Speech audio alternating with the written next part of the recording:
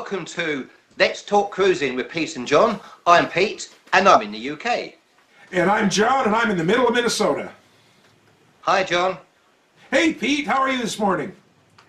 Doing good, very good. Now, today is our first show focusing on a specific topic to obviously help people who haven't cruised before. So, John, what are we talking about today?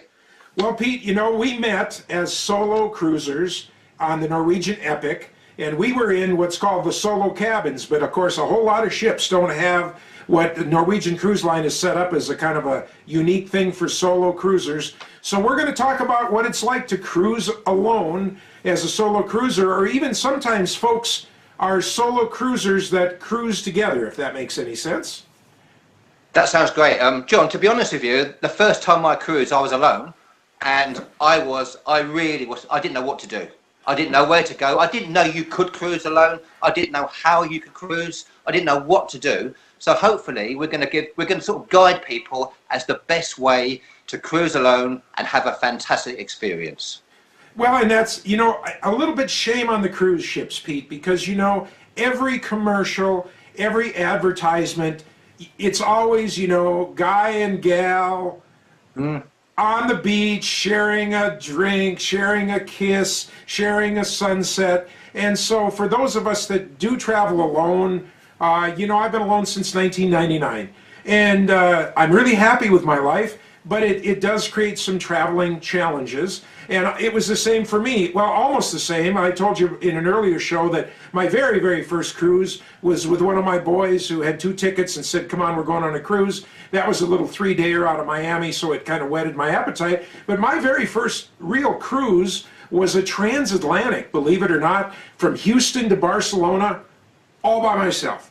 And not only that, with a walker. I mean, I'm a bit handicapped. I'm less handicapped now. That's a whole other story. But I was with a walker on a ship all by myself going transatlantic, believe it or not. I didn't jump into one of those little 3-day Bahamas. I said, I'm going to go and do it. And I'm so happy I did. It started years now adventure in cruising. And it was the greatest thing to do, to just get out there and do it. I know folks are a little hesitant to do it. You said, what was your first cruise? Yeah. Where did you go? Can you believe my first cruise was with Princess Cruises? I was on the Emerald, I had a balcony, and of course, guess what? I paid a load more money than I needed to. Yeah, but I fell in love with cruising, but I thought, you know something? I need to research this. I need to find out exactly how to cruise solo. I did research it. And the most important single thing I would say to anyone out there who's looking to cruise solo is find a ship that has solo cabins on it. If you find a ship that has solo cabins, you don't have to pay double the price. Now, we need to explain why Pete just said I paid too much. And here, let me explain. Cruise ships around the world are set up with the concept of double occupancy. And what that means is when they're planning to sail, they're planning that they're going to put 2 people in a room. Now, they don't have to be husband and wife, or they don't have to sleep together in one bed. Literally, every cruise ship's big bed is split in the middle, and it can come apart, so it's 2 twin beds, just like you saw all the TV shows when you were growing up. Lucy and Desi never slept together the entire time of the show. So it can be set that way. There's even cabins with 3 and even 4 beds in them, but 4 little single beds. But the idea is the cruise ship, to maximize their money, wants to put 2 people in every room. So if you're a solo traveler, a single traveler, generally they're going to tell you, hey, you can have this room, but you are going to pay the ticket for 2 people less certain things. Because when you buy a ticket, you're not only buying the ticket, but you're buying some taxes, port fees, and other ancillary charges. Now, so your ticket doesn't, if the ticket was just picking a price, $1,000, your solo ticket doesn't go to $2,000 because they knock off those extra fees that the second person would have to pay. But it's probably goes from $1,000 to $1,750, for instance. Would you say that's probably a reasonable? Yes, I would, John. And that was me on my first cruise. But second cruise, I kind of wised up. So I had a solo cabin with Norwegian Cruise Line, and I did the transatlantic on a Norwegian Epic. I saved a whole load of money and I had a fantastic time.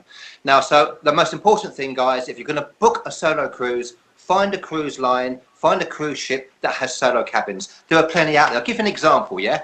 You've got Norwegian Cruise Line there, who we met with, yeah?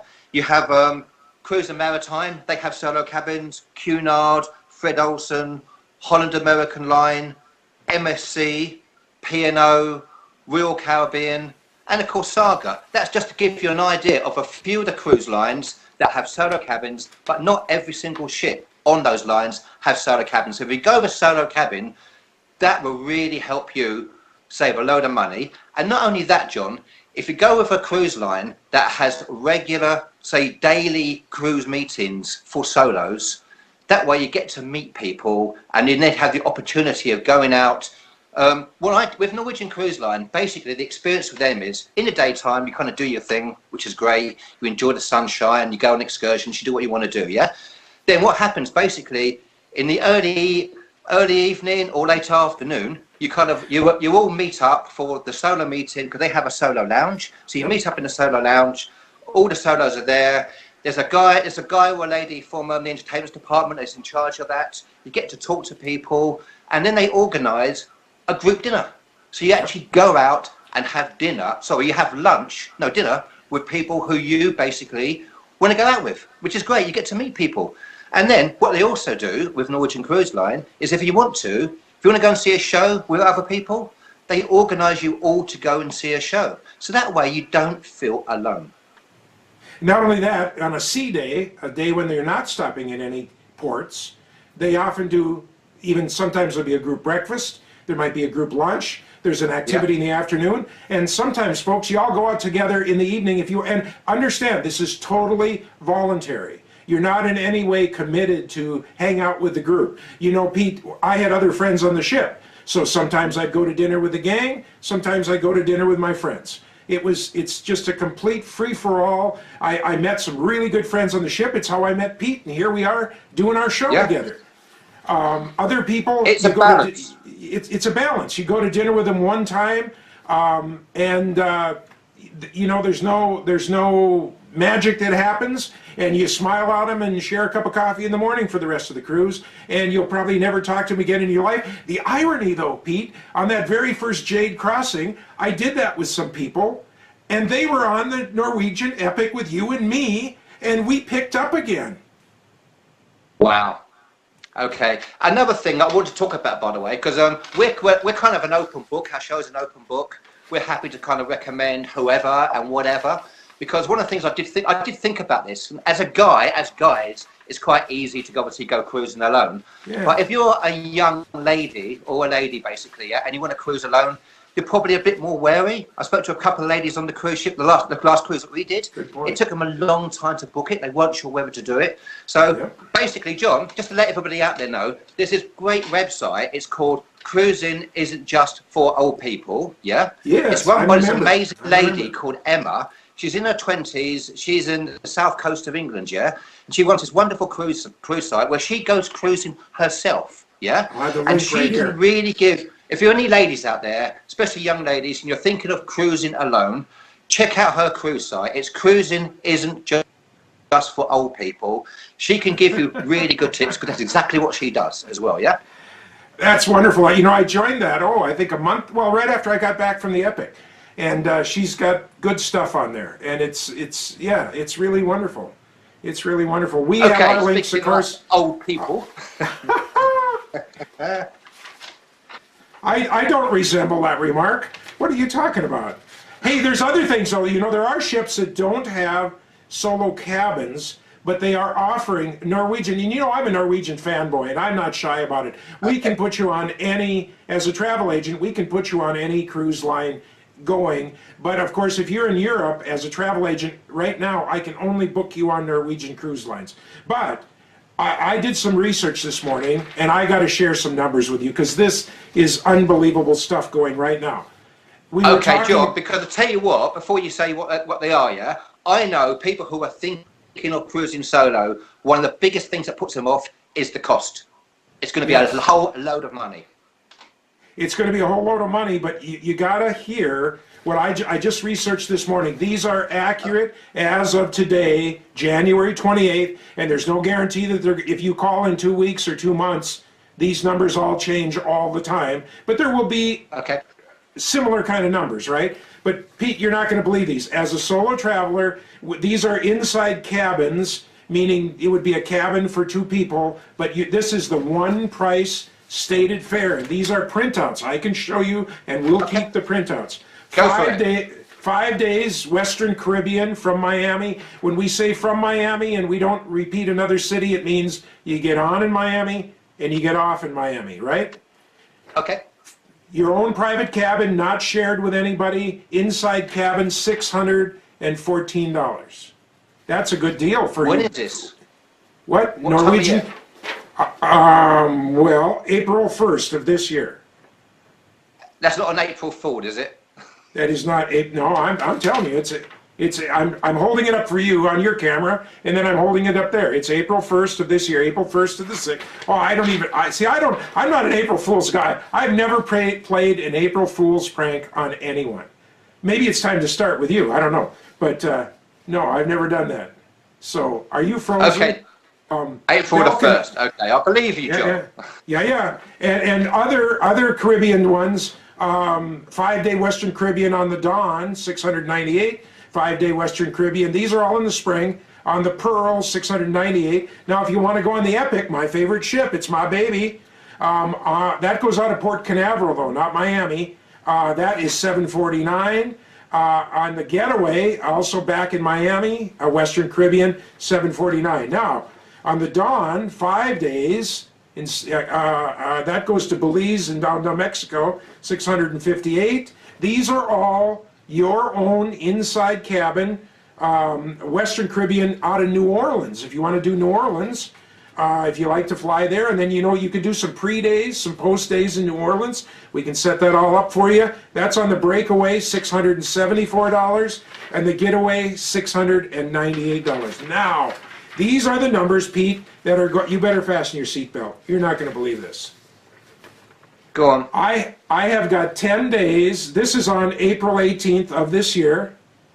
I have got 10 days, New York to New York, and you go down to the Bahamas and Bermuda. It's got a lot of sea days on it, and I can put you in an inside a cabin, not a solo cabin, but an inside cabin, all by yourself, $1,798 for 10 days. Is that a good? As a British guy, is that a good deal for you? Oh, it's a fantastic deal because that's one of the bucket list cruises to do, to be honest with you. So what you're showing, John, basically is that the great prices are out there. The prices you've quoted are obviously going quite soon. So if you're if you're on your side of the pond, it's quite easy and you've got the time to literally jump on a cruise ship. But lots of people don't have the time. Lots of people need to book in advance. And what I would say also, John, is I noticed quite a lot of the cabins you mentioned are solo occupancy, yeah? Inside this cabin. This is all solo inside cabin. Yeah. On this, if you did want to upgrade on the New York, and it should be pretty easy for you guys to get to New York and back. Yeah. That should be the easiest flight. And you can get a balcony for $3,000. And if you did want to upgrade, yeah.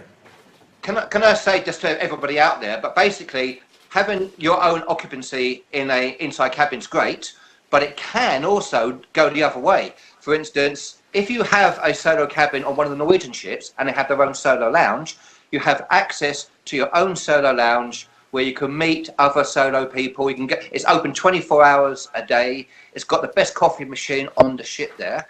And basically it's there for you. You have access to it. Your card allows you to get in. If you're in an inside cabin, then you don't have access to that solo lounge officially unless somebody else lets you in. Now, I actually met someone on the Thanksgiving cruise. On my last day, I was having dinner with 2 lovely ladies, and there was a chap opposite us by himself in one of the restaurants. So we invited him to come and sit with us. It turned out, John, that he had been he'd been cruising solo by himself in an inside cabin, and he didn't know anything about the amazing solo lounge, where it was, and the fact that we were all going out together having a wonderful time. he told us he was lonely. And that was his experience on a cruise. So if you do go on a cruise and you're by yourself and you're in the inside cabin, make sure you check out where the solo lounge is, Right. find out when the time of the meeting is, and go to it. You can go to it, and then you can get access. So you can very, very easily miss out on a big ship if you don't know what you're doing. Yes, Pete, you're exactly right. Now I got one more that I got to just share with you quickly. For those that want to go through the Panama Canal, it is on the Norwegian Bliss, which has solo cabins, but they are sold out for this trip. But it's 21 days. It goes from Los Angeles and it arrives in New York. It departs on November 3rd of next fall, 3rd to the 24th, and you can get an inside cabin for a single supplement of $3,398. So if you want to do 21 days for $33.98 with your own room, and there, because they do have a solo cabin situation, and it's sold out, you know, Pete, what I would do?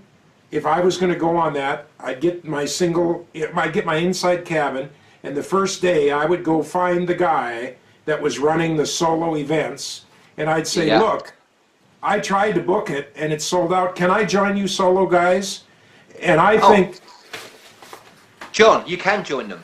The solo meetings are free for anyone to join them. You just, as you said, go and find the guy that's in charge of that. Find out when the meeting is. You'll find out anyway from your daily information, and go to that solo meeting because you can go there. The Bliss, by the way, is Norwegian's brand new cruise ship, and that's a ship I definitely want to go on.